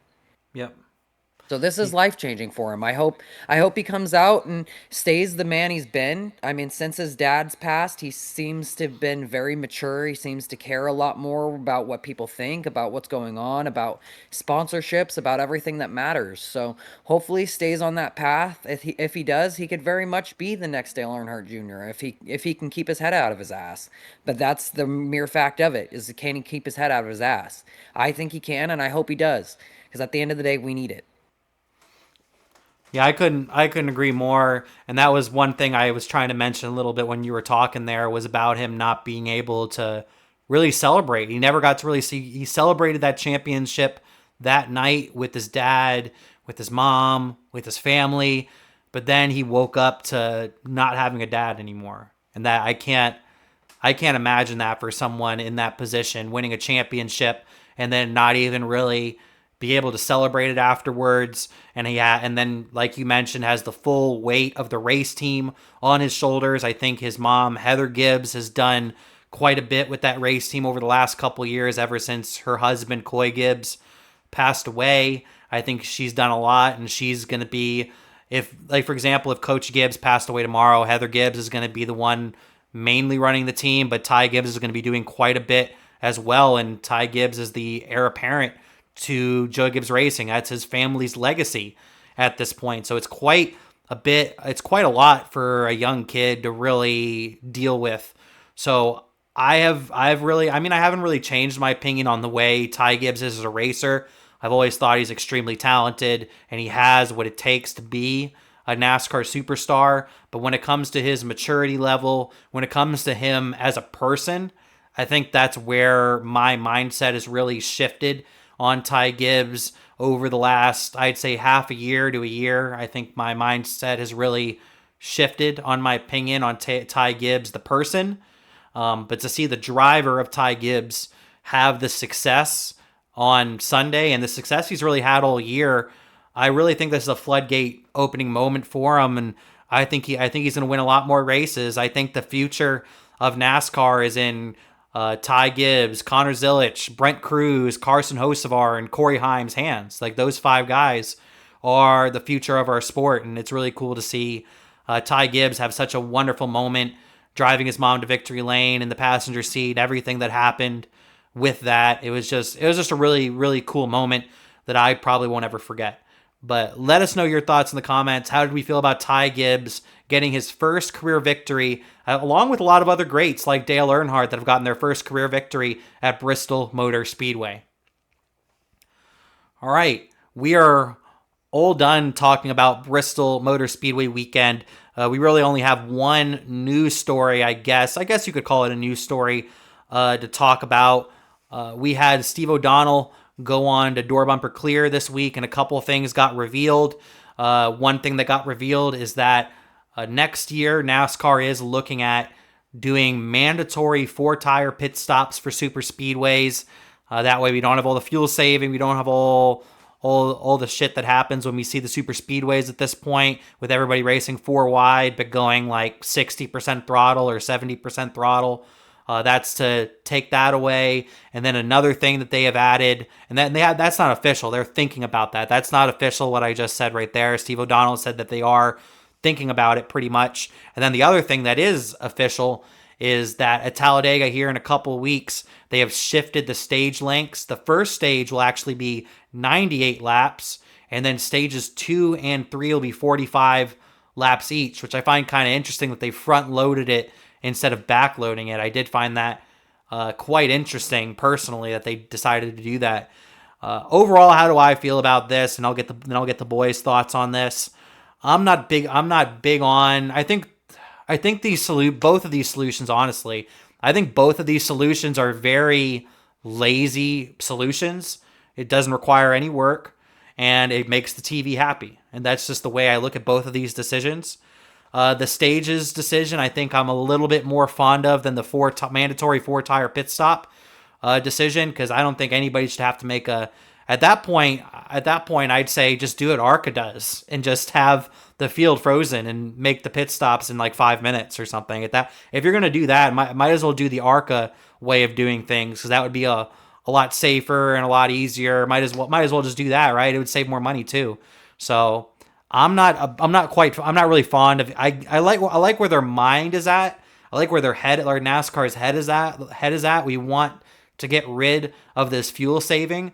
I just think they're going about it in a very lazy way, when I think there's a lot better ways to fix the racing other than changing up the stages or making a mandatory 4-tire pit stop. But one of these things might end up fixing it. I'm not going to say it's not going to fix it. I just think there's a better way to really go about it. Personally, there's stuff that they can do with the car, with the tires. There's certain things that they could do. I want to get Cory's opinion on this, because I think Cory has probably a pretty decent opinion on this. Cory, how are we feeling about both of these things? Potentially mandatory 4-tire pit stops plus the changes in the stages to Talladega.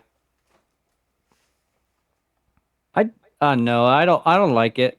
I think step 1 should have been just get rid of stage cautions and see what does for it. And then after that, maybe experiment with this type of stuff. The mandatory 4-tire pit stops, I understand the logic there, because then people aren't trying to fuel save, because no matter what, you're going to have to take 4 tires, and it's just the fastest pit stop. That makes sense. But imagine, like, I feel like explaining that to a new fan, like, oh yeah, here they have to change 4 tires. They don't do it at any other racetrack, but here they have to change 4 tires, is so dumb. Like, how far down this rabbit hole are we going to go to, like, make the racing better and stop fuel saving? Like, dude, NASCAR could literally just go out there and, I don't know, obviously they wouldn't do this, but like, you'll be fined if you're fuel saving. You just race. You know what I mean? Like, I don't know, it's just so dumb. It's so dumb. They could do something different. I don't like it. The mandatory 4 tires I get. I think that's like the last option. But yeah, I don't know. Even with the 45, and longer stage 3, like, you're telling me teams aren't going to save gas for 10 laps and then pit before the caution and then, jump the field? Like, like, I mean, I don't know. I still don't see it benefiting the way they think it will. Yeah, I don't know if it's going to work per se or not. And I agree 100% with you. They should have just removed the stage cautions. But like I said before, the reason they're not doing that is because of TV. TV is not, they want those guaranteed commercial break slots in certain spaces. That way they're able to sell it the companies. It's just all about the bottom line. It's all about the almighty dollar. That's what it's really all about, not necessarily about the racing. And I think that's where a lot of my displeasure with these potential decisions has me upset. And then with the stages, I just find I had to double check it. And I think, and you mistaked yourself right there, Cory, because I had to double, triple check it myself. But the long stage for Talladega is the first stage. I don't really get that. The first stage is going to be the long. I don't understand. Just remove the stage breaks. Have the stages, get the points, remove the cautions. But TV is just not going to be down for that. That's why I think this is a lazy. It could fix it. I'm not saying it can't fix it. It can't. I'm not saying it can't fix the fuel saving. But if they do fix the fuel saving, it's a really lazy, half-ass bullshit way of doing it when they could do it in so many other ways that would actually make the racing better. That would actually improve the product that we see on TV. But instead, we just want to make TV more money and make them happier. And I'm not for that. I'm just not. Tyler, I didn't even know stage 3 was the shorter one. How dumb is that for the entire race? They want a shootout. The most important stage is the shortest stage. Or they want tied for the shortest stage. That's so dumb. Yeah, because they want a shootout. They want that. They want to be able to show that for TV. It's like when we're coming back, we're gonna start the last stage, and it's a 40-lap shootout. You know, like that's the whole idea behind it. They want to create a shootout at the end. They want to make it more entertaining for the fans. When overall it doesn't make it more entertaining for the fans. It just really degrades the product, in my opinion. But Tyler, how do we feel about both of these? One of them being a potential decision with the 4-tire mandatory pit stop. And then one thing we know for sure is going to happen at Talladega here in a couple weeks, where the first stage will be 98 laps. And then stages 2 and 3 will be 45 laps each. But by the time they end up finishing the caution and the pace laps, will end up being like 40 laps. How do we feel about all that?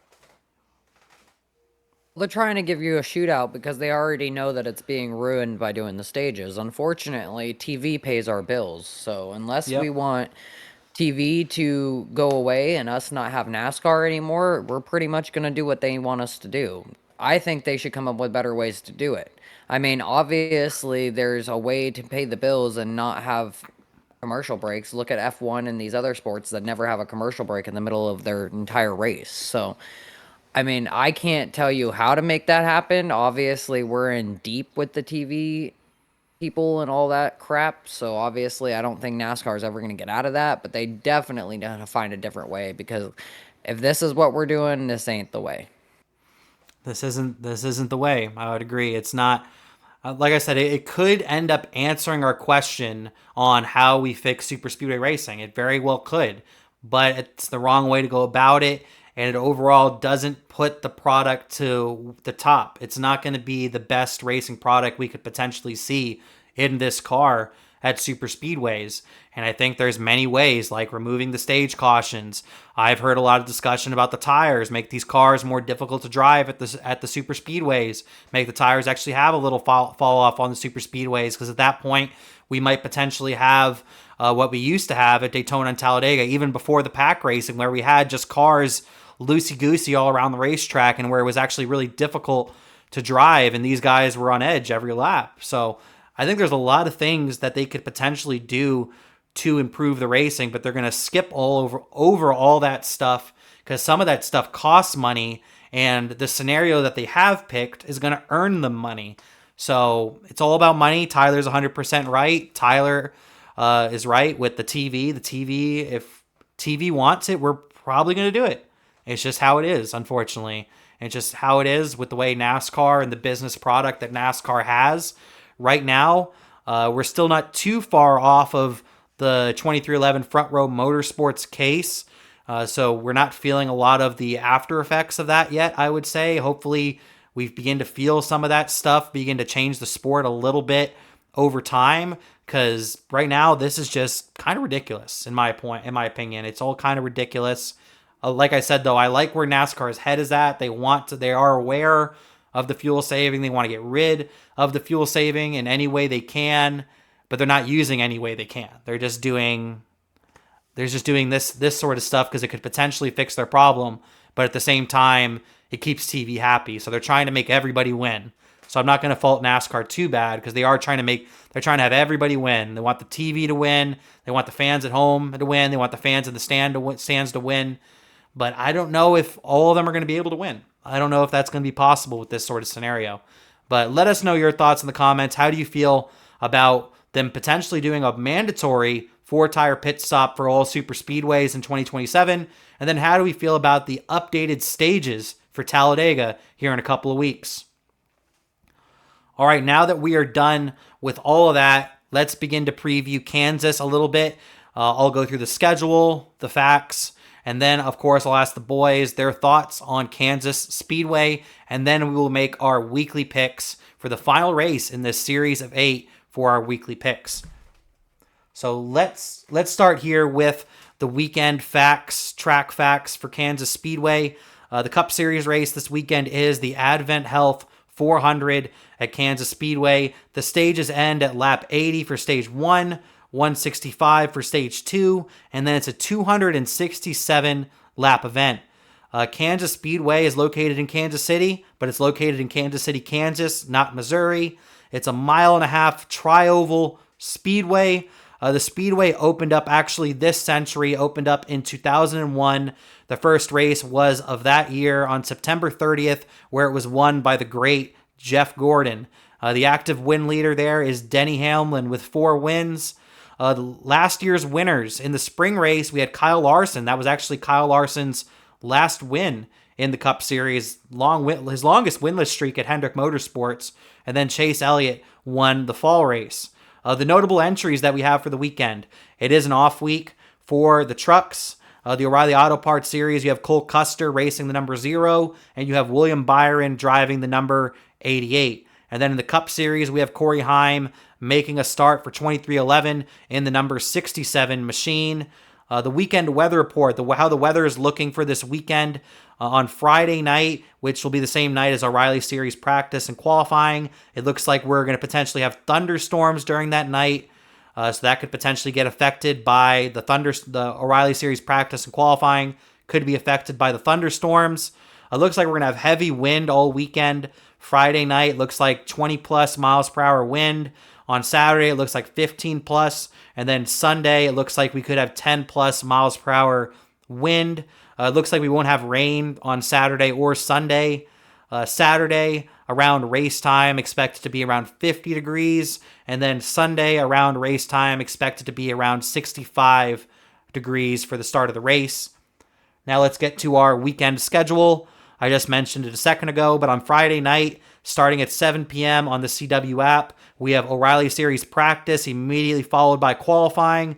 And then we move over to Saturday at 12:30 p.m. We have the ARCA Menard Series race, the Tide 150 on Fox Sports 1. We will have Cletus McFarland in this race. We will have Squirrel McNutt in this race, a.k.a. Garrett Mitchell. Garrett Mitchell and George Siciliano in these races, of course, over there from the Cletus McFarland YouTube channel. And then at 4 p.m., we have Cup Series practice on Prime Video, immediately followed by qualifying. And then at 7 p.m., we have the Kansas Lottery 300, the O'Reilly Auto Parts Series race on the CW. And then, of course, we move over to Sunday, where the Cup Series gets on Big Fox, as at 2 p.m., we have the Advent Health 400 at Kansas Speedway. All right, now that we've gone through all that, let's kind of give our thoughts on Kansas Speedway. I love Kansas Speedway.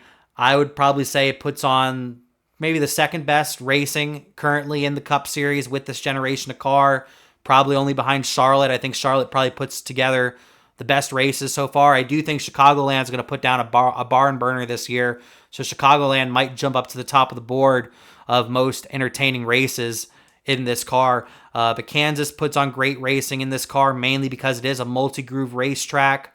I do think by the end of this race, the high lane is going to be by far the most dominant lane. Once you get enough rubber built up there, it's going to be really hard to pass on the bottom 2 lanes. But throughout most of this race, we're going to see a lot of multi-groove racing.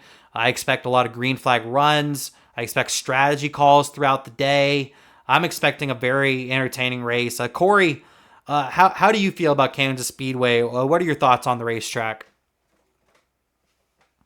I think you hit the nail on the head. Kansas and Charlotte are the two best races of the year.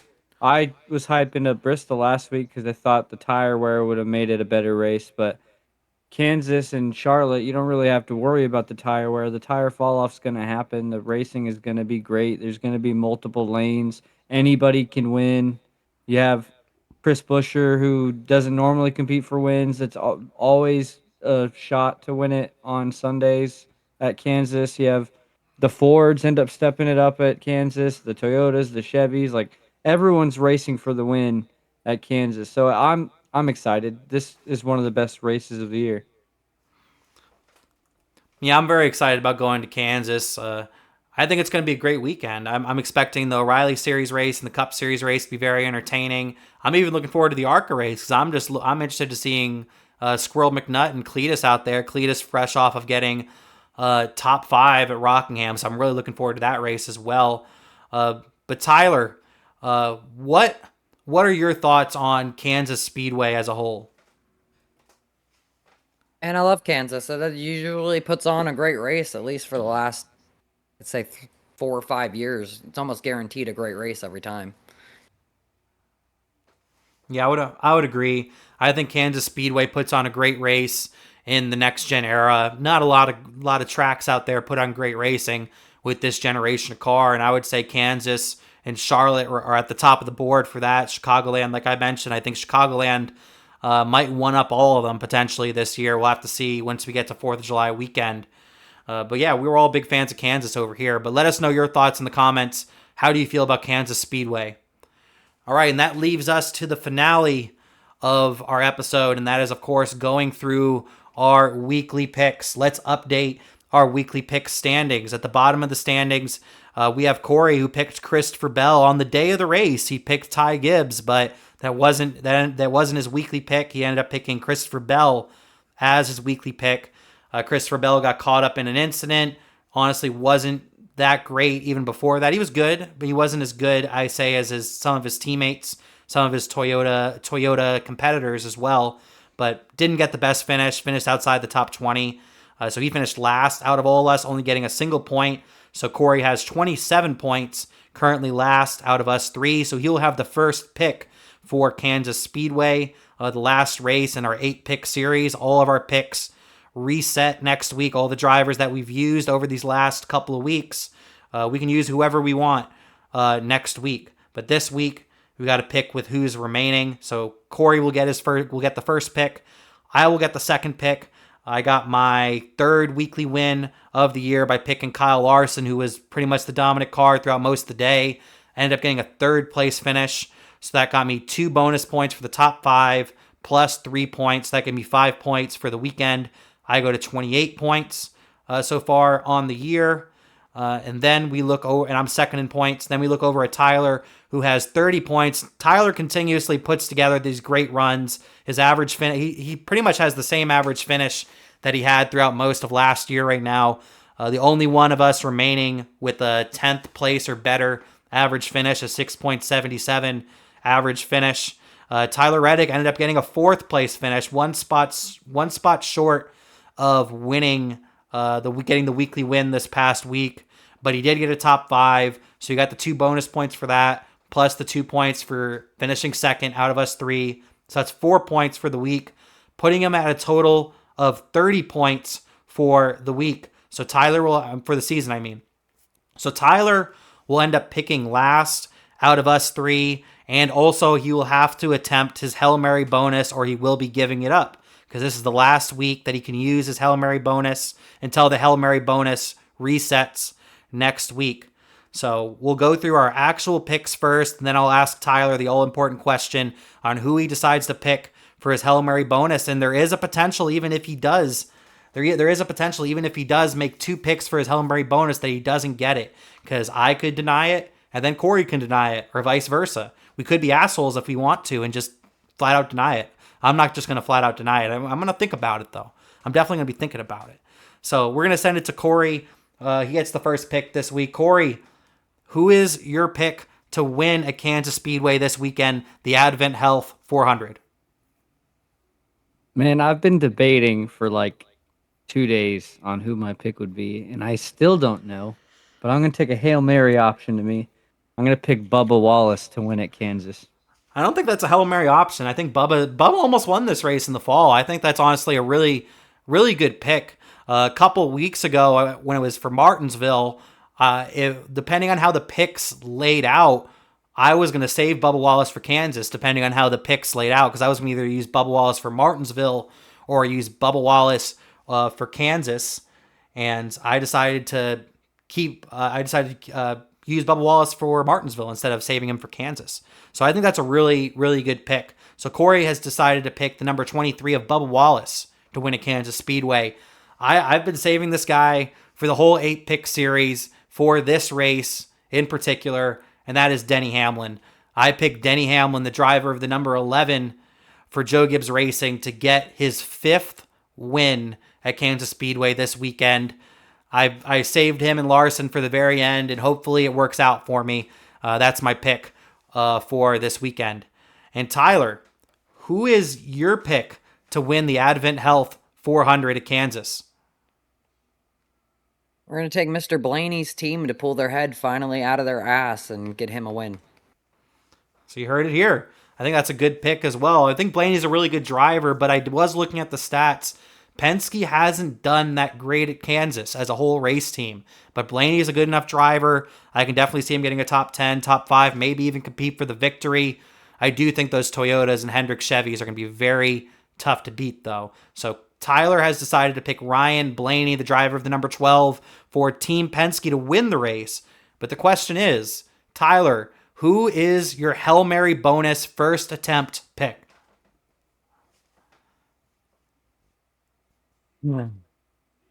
More of a prayer than anything else. Mr. Noah Gragson. Noah Gragson. Now, I'm going to allow that to happen. Now I have to send it to Cory. Cory, are we going to allow that to happen? Did not. No, I'm kidding. That's good. That would have been a dickhead move. That denied. That's hilarious. You would have forced my hand, because then he probably would have been like, all right, give me like William Byron. And then I would have been like, well, I guess I have to deny now, don't I? I guess I got to turn him down now. So you heard it here first.